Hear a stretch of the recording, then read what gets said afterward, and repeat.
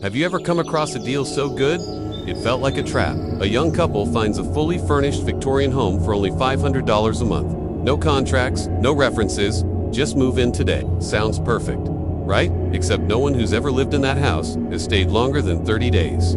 Some vanish, some flee in the middle of the night, and one of them left behind a VHS tape no one can explain. This is the true story of the house that doesn't let anyone leave alive.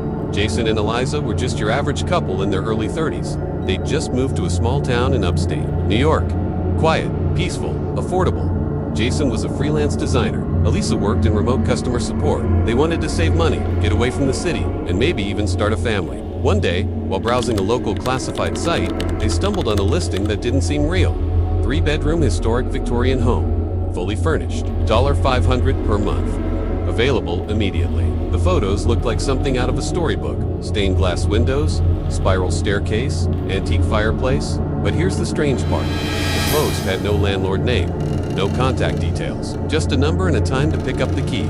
Jason called out of curiosity, and someone answered. A deep, calm voice said, "The house is open. Come take a look. If you like it, the key is on the table." They arrived that evening. The house was just as beautiful in person. No one else was there. The front door creaked open on its own, and inside, on a dusty dining table, lay a single key and a handwritten note, "Welcome home. Pay cash monthly. No questions." It felt weird, but they were broke and desperate. They moved in that night.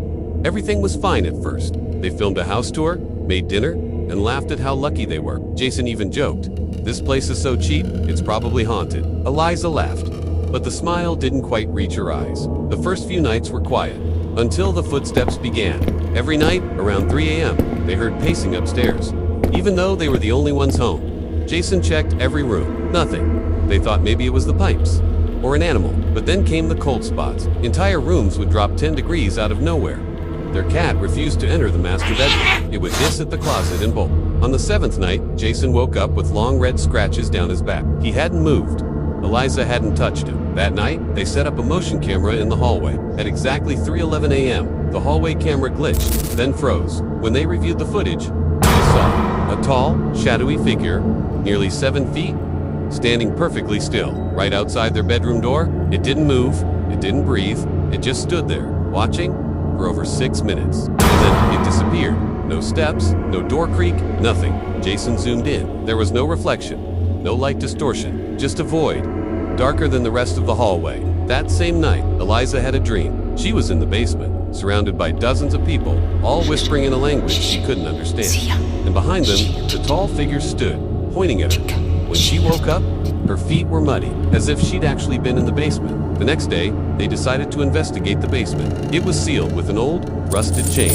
Jason had to cut it with a hacksaw. Inside was a concrete room with nothing but dust, broken tiles, and a VHS tape tucked behind a loose brick.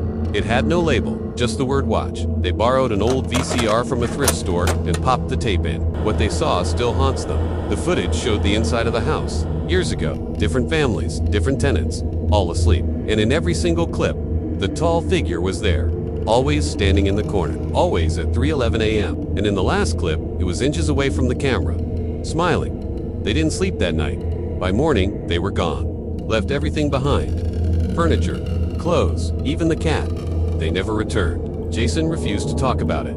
Eliza started therapy, but the house, it didn't stay empty for long. Sophia, a 26-year-old nurse, moved in 3 weeks later. She didn't believe in ghosts. She thought it was all just town gossip. She only stayed 2 nights. On the second night, she texted her sister, "Someone's watching me from the closet, but when I open it, there's nothing there." The next morning, her car was gone. Door unlocked. Lights on. No sign of her. She left behind her phone, her clothes, and a journal. In it, on the last page, she wrote, "It doesn't want you to leave. And if you try, it follows." To this day, the house still stands. Still available for rent. Still $500. But if you ask the locals, they'll all say the same thing. No one lasts longer than 30 days. And if someone does, they're never seen again.